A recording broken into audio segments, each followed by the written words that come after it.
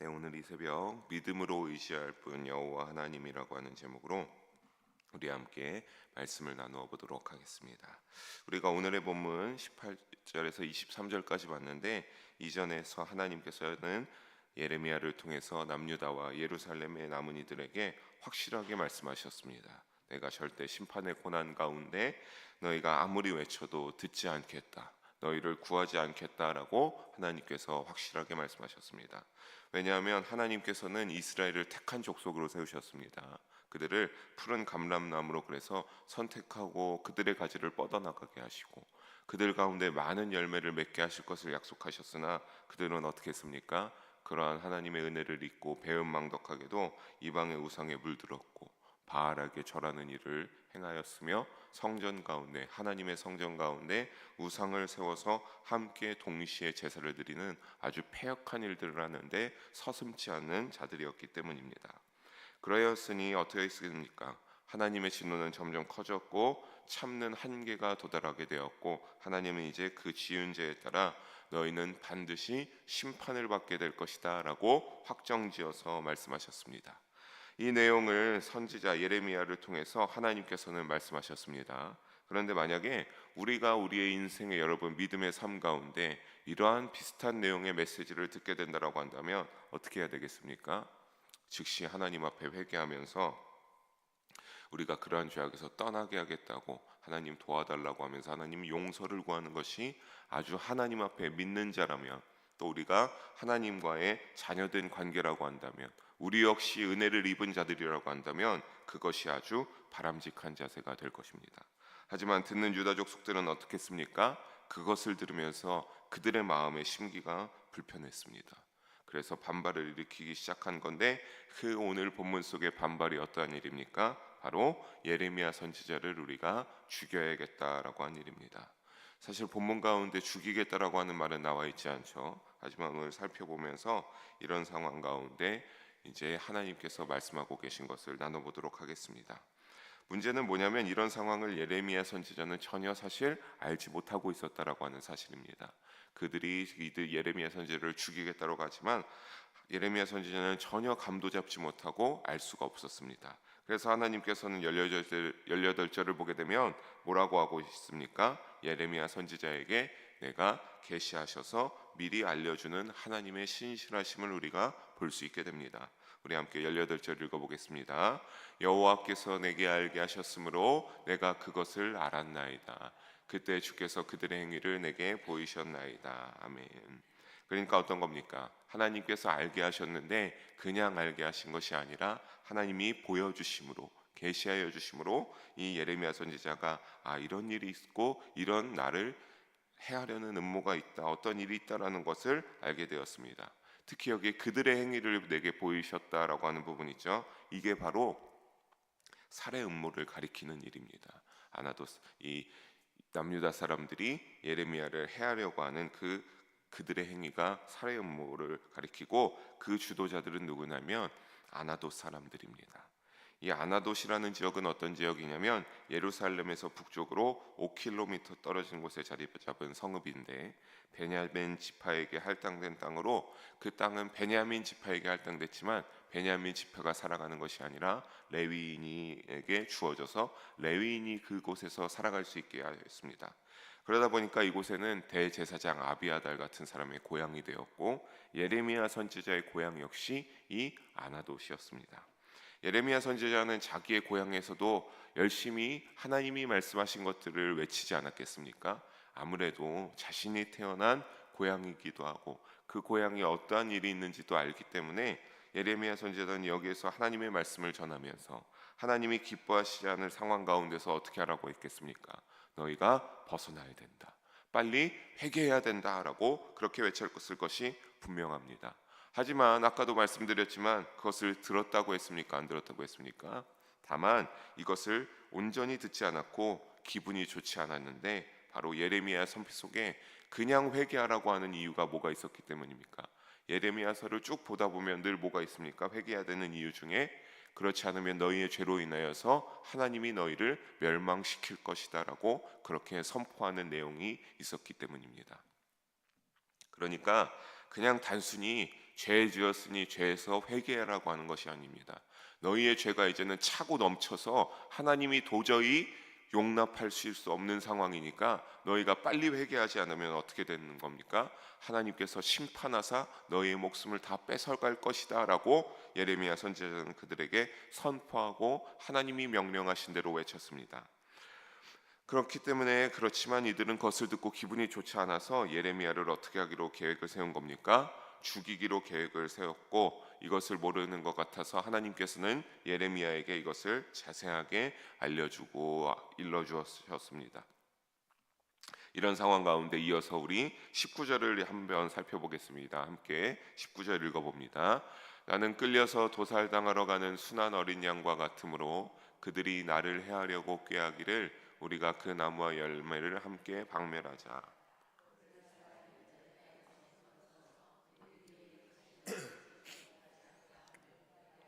못하였나이다. 아멘. 예레미야가 이것을 계시를 보고 나서 어떠했는지를 19절 A절을 보게 되면 고백하고 있는 부분을 볼 수 있습니다. 자신의 신세가 어떻다라고 합니까? 도살당하러 끌려가는 어린 양과 같았다라고 말하고 있습니다. 여러분, 이것은 우리가 마치 예수님이 이렇게 표현하는 때도 있지 않습니까? 그런 것이 아니라 정말 자신이 이제 죽으러 가는 일이 있구나라고 하는 것을 알게 되었다고 말하고 있는 겁니다. 즉 예레미야 자신의 순환을 말하고 있습니다. 어떤 살해 음모였는지 더욱더 19절에서 자세하게 드러나고 있죠. 그들은 예레미야를 해하려고 하면서 뭐와 뭐를 박멸하려고 했습니까? 나무와 열매를 함께 우리가 박멸하자라고 했습니다.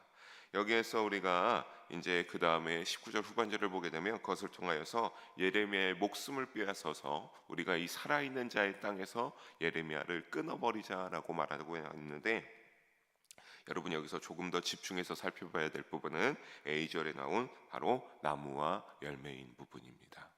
여기에서 나무는 누구를 뜻하냐면 바로 예레미야 자신을 뜻합니다. 그리고 열매는 예레미야의 예언의 말씀을 가리킵니다. 그러니까 이 예레미야, 나무 되는 예레미야를 끊고 그 열매도 끊어버림으로써 어떻게 하기를 원하는 겁니까? 예레미야를 죽이게 되면 우리가 더 이상 무엇을 듣지 않아도 되는 겁니까? 하나님의 말씀을 예언하는 그 하나님의 말씀을 우리가 듣지 않아도 되겠다라고, 하나님의 심판 경고를 듣지 않아도 되니까 이와 같은 계획을 세웠던 것입니다. 사랑하는 성도 여러분, 사실 이와 같은 말씀들은 선지자에게 들었다면 아까도 말씀드렸지만 어떻게 됩니까? 민감하게 반응해야 될 줄로 믿습니다. 여러분, 혹시나 여러분의 믿음의 삶 가운데 비슷한 하나님께서 이와 같은 어떤 회개의 마음을 주신다라고 한다면 여러분 열심히 기도하시면서 내가 회개해야 될 것이 무엇인지, 그 회개해야 될 것을 알게 되었다면 하나님 앞에 주저없이 다 회개하고 그러지 않겠다라고 용서를 구하기 위해서 발버둥 칠 수 있어야 되는 것이 맞겠습니다. 하지만 예레미야를 이와 같이 죽이고자 하는 것은 어떤 겁니까? 잘못된 해법이죠. 왜냐하면 예레미야는 하나님이 말씀하신 대로 순종하여 그분의 뜻을 전하는 선지자로서 사명을 충실히 감당하며 대언하는 자였기 때문입니다. 심판을 경고하신 분은 누구이십니까? 하나님이십니다. 그렇게 하나님이 말씀하신 것은 하나님과의 관계를 다시 되돌아볼 일입니다. 그냥 어떠한 그 사람을 미워하고 그 사람을 해하고자 하겠다라고 해서 내가 달라지고 내가 그 이후의 삶이 나아지는 것이 아닙니다. 하나님이 그 사람을 통하여서 말씀하시고 우리의 죄악을, 우리의 마음을 뜨끔뜨끔하게 하면서 회개할 것을 깨닫게 하시는 것이기 때문에 하나님과의 관계를 회복해야 될 일이죠. 여러분, 이러한 패역한 모습들에서 꼭 실수하지 않기를 바랍니다. 하나님과의 관계를 회복하시기 바랍니다.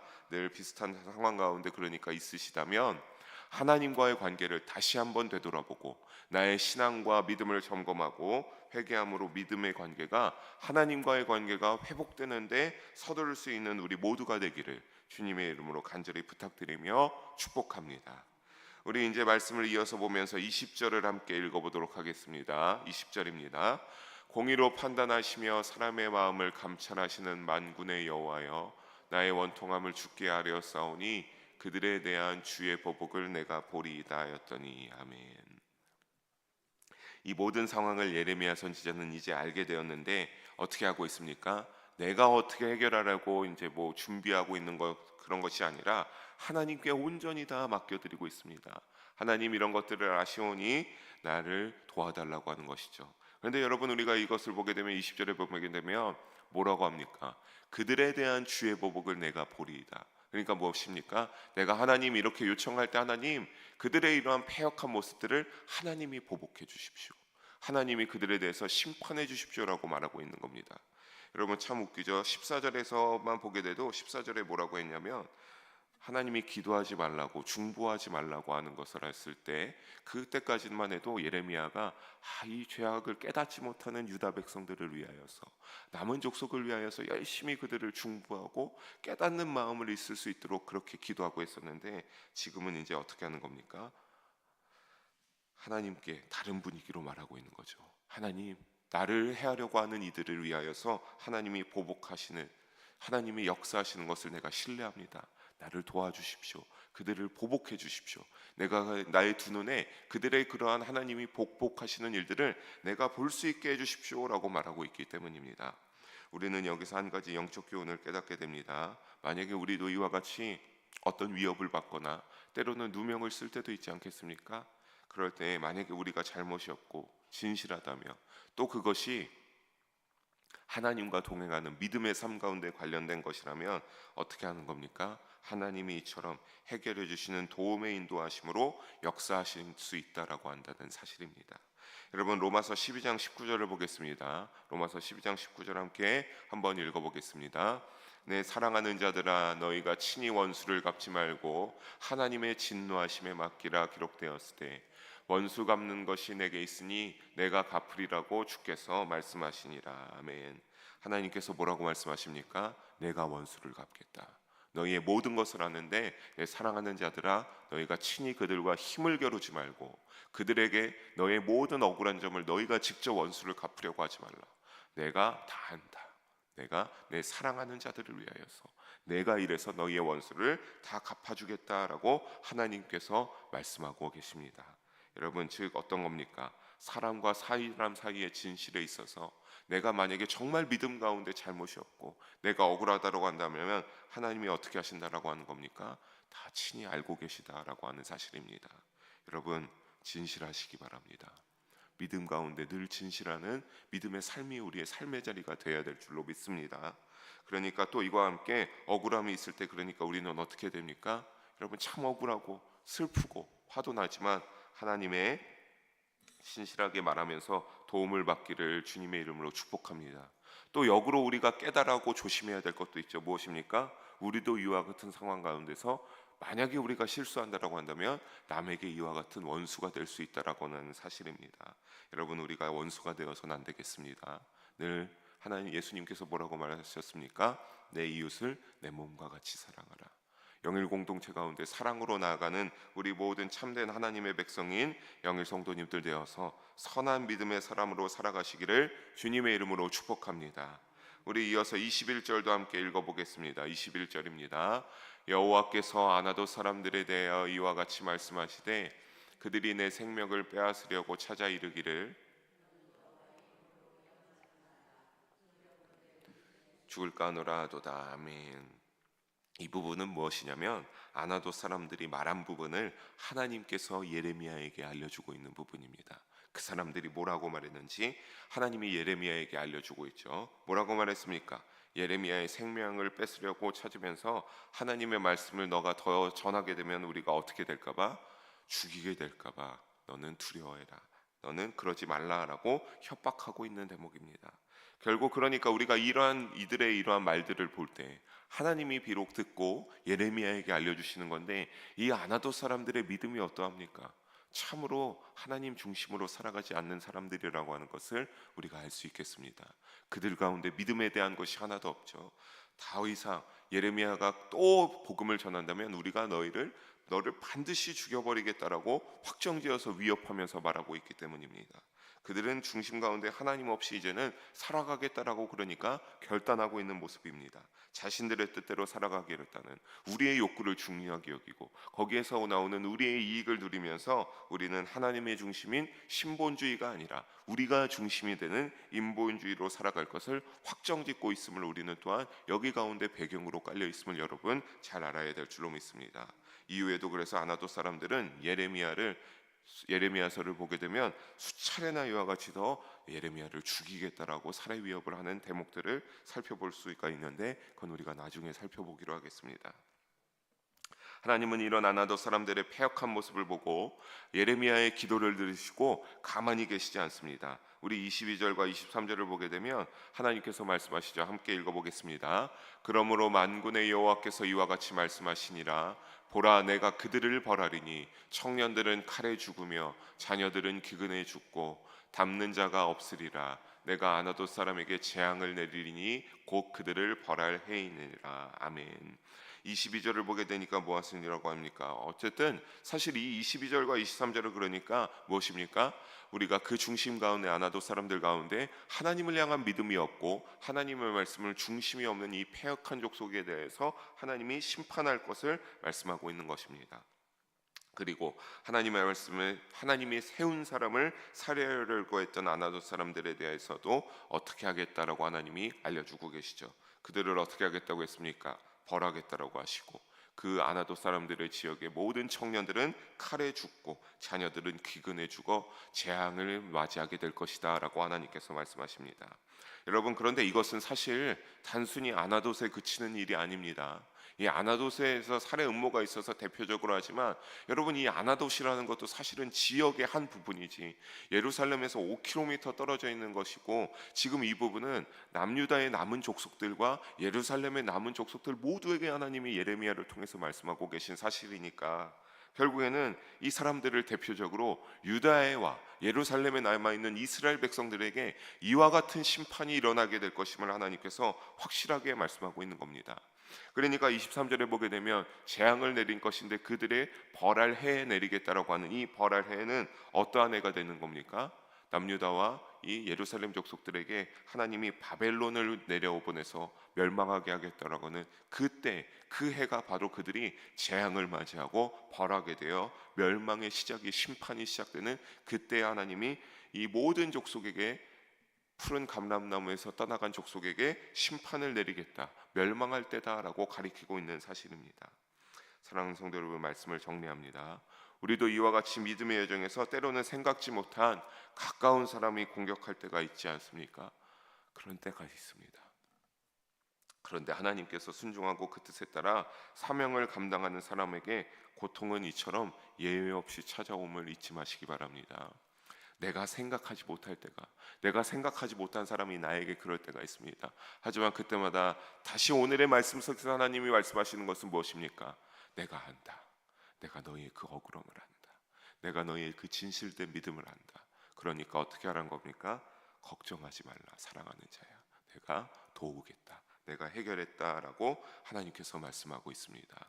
그러니까 여러분, 어려운 일이 있을 때, 내가 그 상대방에 대해서 그런 사람이 아닌데 나에게 갑자기 그렇게 할 때, 여러분 걱정하지 마십시오.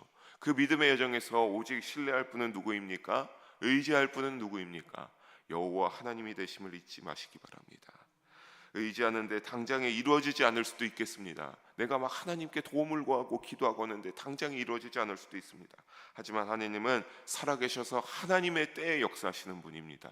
우리가 생각하는, 우리가 원하는 때 하는 것이 아니라 하나님의 때에, 가장 선하신 때, 가장 좋으신 때, 하나님이 확실한 때에 역사하시니까 이것을 잊지 마시고 우리는 어떻게 해야 될 것입니까?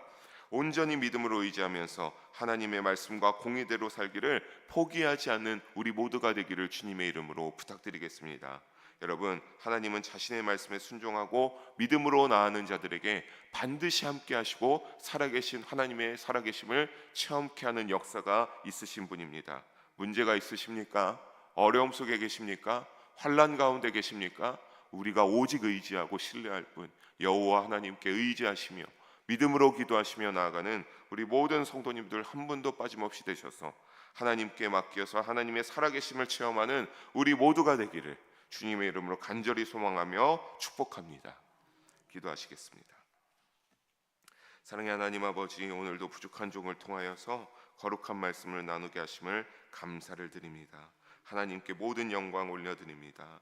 하나님, 오늘의 말씀과 같이 오직 여호와 하나님을 신뢰하고 의지하며 믿음으로 나아가는 우리가 되게 하여 주시옵소서. 그래서 우리의 환난 가운데 도우시는 하나님, 우리의 어려운 문제들을 해결해 주시는 하나님, 늘 우리를 사랑하시고 지켜보시는 하나님을 우리가 깨닫게 하여 주셔서 그 하나님을 믿음으로 살아가게 하여 주시고 더욱더 의지하는 우리의 믿음의 여정이 되게 하여 주시옵소서.